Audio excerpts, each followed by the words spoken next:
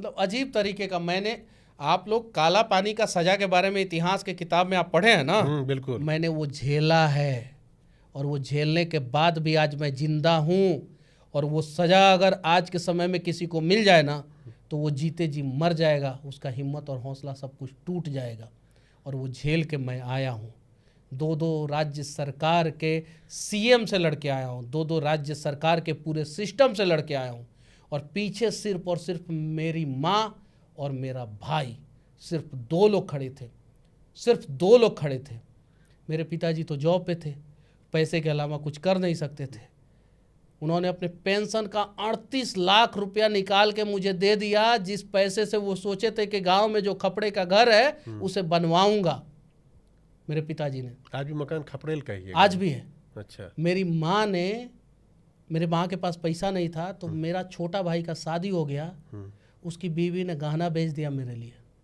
छोटी भाई की पत्नी ने गहना बेच दिया मेरे लिए। अच्छा। ये चीज़ है। ये सारा चीज़ मैंने झेला है। जब मेरा हियरिंग हो रहा था, मैं जज के पास जाने वाला था, उस दिन संडे था या कोई नेशनल हॉलीडे था।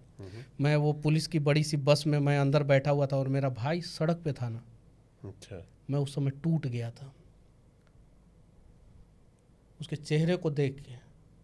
तो बहुत सारी चीज़ें आपातकाल के बारे में आप लोग सुनते हैं, और मैं अपने जीवन में आपातकाल झेल के आया हूँ। 9 महीना का आपातकाल मेरे भी जीवन में आया था। 9 महीना का काला पानी का सज़ा मैंने झेला है। आज लोग मेरे बारे में अच्छा कहें बुरा कहें, फर्क नहीं पड़ता। कुछ लोग कहें कि लोकसभा का चुनाव नहीं लड़ा मनीष, इस वजह से नहीं लड़ा, पैसा लेके नहीं लड़ा होगा, या जो भी है। मैं आज जो भी हूँ माँ के वजह से हूँ। मैं अपनी माँ से जो है 7-7 दिन नहीं बात करता, 8-8 दिन नहीं बात करता। फ़ोन से, टेलीफोनिक फ़ोन से मैं बहुत दूर रहता हूँ। अच्छा। लेकिन मुझे पता है कि मेरी माँ अगर कोई बात बोल देगी तो मैं उसे काटूंगा नहीं।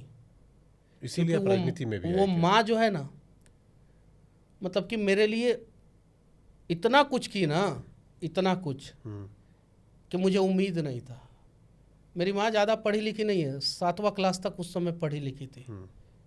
पत्र लिखने आता है, पापा जी आर्मी में थे तो पत्र का उस समय प्रचलन था। आज आप कोई खबर लिखिएगा तो 15 दिन बाद पहुंचता था, उधर से रिप्लाई जो है 15 दिन में आता था। यानी एक बात जो है 30 दिन के अंदर इस साइड से उस साइड पहुंचता था। बस उसके अलावा मेरी माँ को कुछ नहीं पता था। इतने दरवाजे पे उन्होंने चक्कर लगाया ना, इतने दरवाजे पे चक्कर लगाया ना, और कहीं से जो है, कहीं भी जो बड़ा दरवाज़ा था ना, वहाँ से कोई मदद नहीं मिला।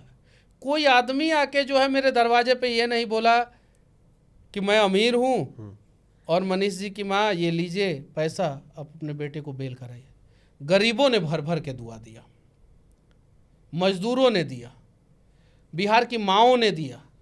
उन लोगों को लगा, बिहार की माँओं को, कि आज मनीष है, आज मधु देवी का बेटा है, कल मेरा भी बेटा हो सकता है। और इसी आशीर्वाद के कारण जो है मैं तमिलनाडु जेल में भी टूट नहीं पाया।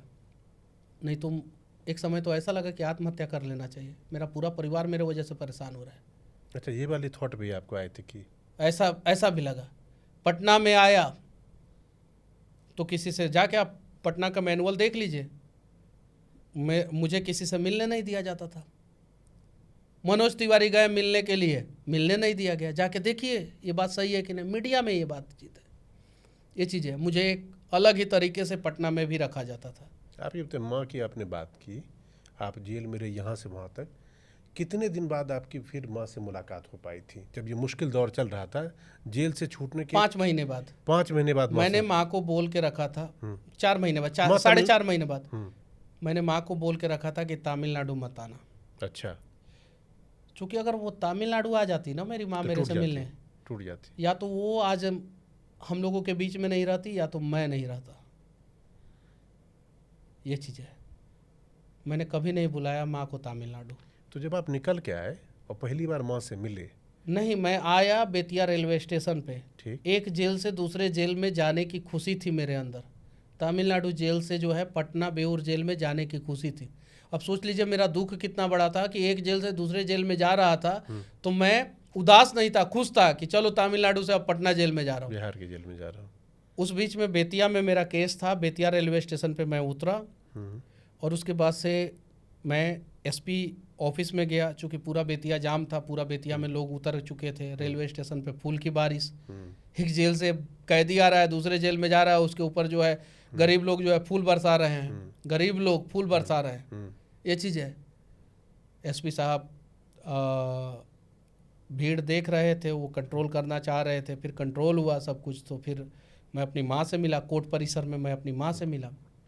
माँ का रिएक्शन पहला क्या था वो बताइए। अब मिले वही तो हर माँ का होता है, जो माँ गले लगा के रोई, मिले। कुछ बोली? अब क्या बोलेगी माँ, बोली तो बहुत कुछ, लेकिन ऑन कैमरा हम लोग क्या क्या बोलेंगे, ये चीज़ें। और बहुत सारी चीज़ें याद रहता है, बहुत सारी चीज़ें याद नहीं रहता है, लेकिन वो चेहरे का एक्सप्रेशन, वो दुख और वो दर्द, कभी क्या आपकी आंखों से कभी ओझल होगा? कभी नहीं होगा। जो चीज़ें लोग कहते हैं ना कि हमारे जीवन में ये चीज़ें हुआ है, उससे बड़ा दुख और दर्द मैं झेल के आ चुका हूँ। मैं हर रात मरता था और हर सुबह फिर जिंदा होता था, इस उम्मीद से कि नया सवेरा जो हुआ है वो सिर्फ और सिर्फ और लोगों के लिए नहीं हुआ है, वो मेरे जीवन में भी एक नया सवेरा हुआ है।